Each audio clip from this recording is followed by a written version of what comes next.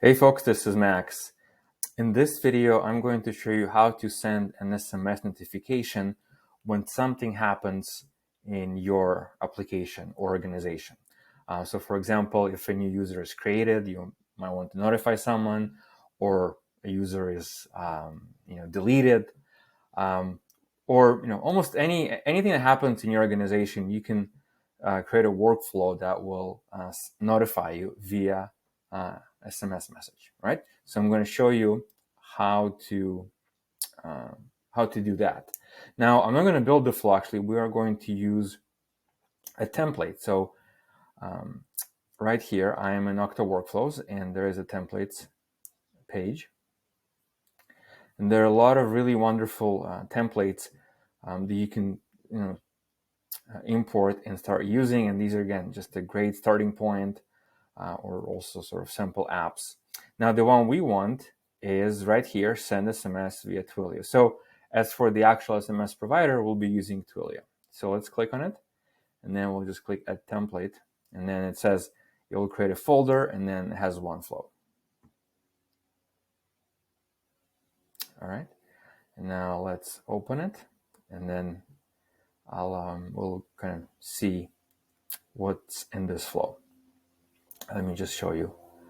All right, so let's go back to the start. So the first is this is the input to the flow. So we can see there's a to phone number is where we sending the SMS notification, the actual message.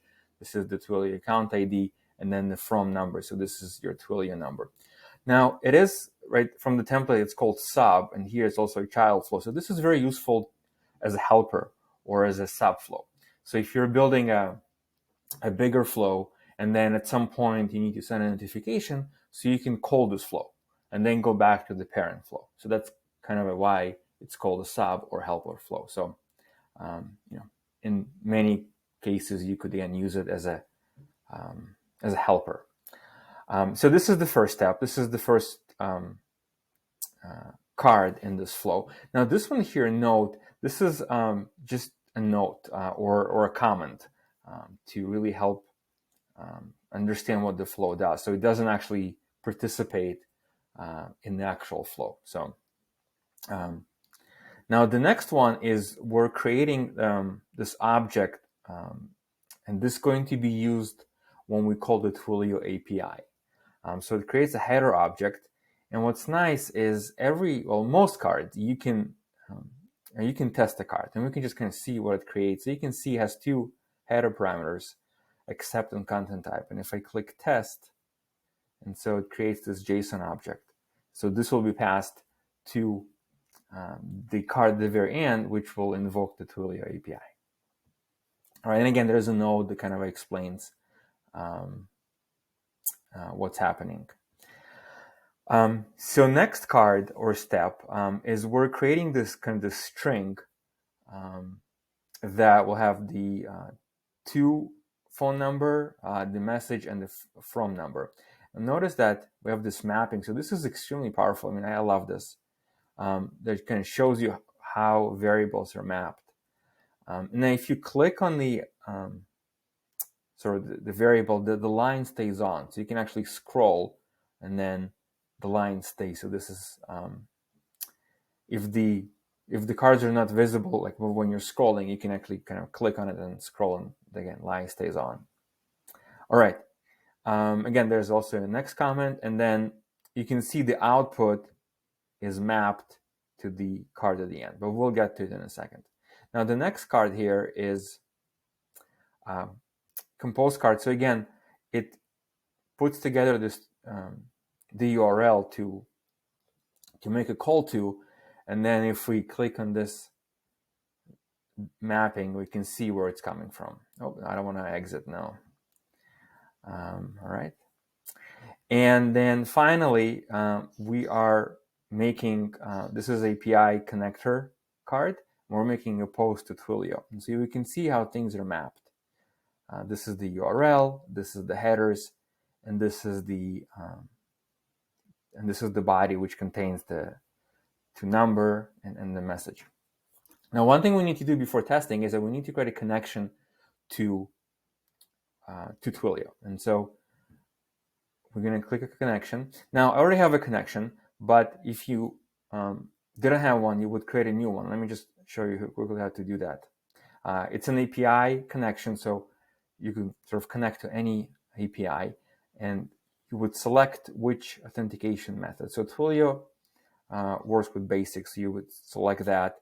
Now you would enter the username, that's the SID, account SID, Twilio SID number, and then the password is the auth token, also from your Twilio console you would put here, all right? All right, now let's use the one that I already created, and that's it. Now we can save. Let's save. Now this checkbox, it's a will allow us to see how the data is passed from card to card when we test the flow. So I recommend to always have this option on for testing. All right. So let's click test. And now we need to enter again where we're sending the message. So I've prepared here a little file. So this is the to number.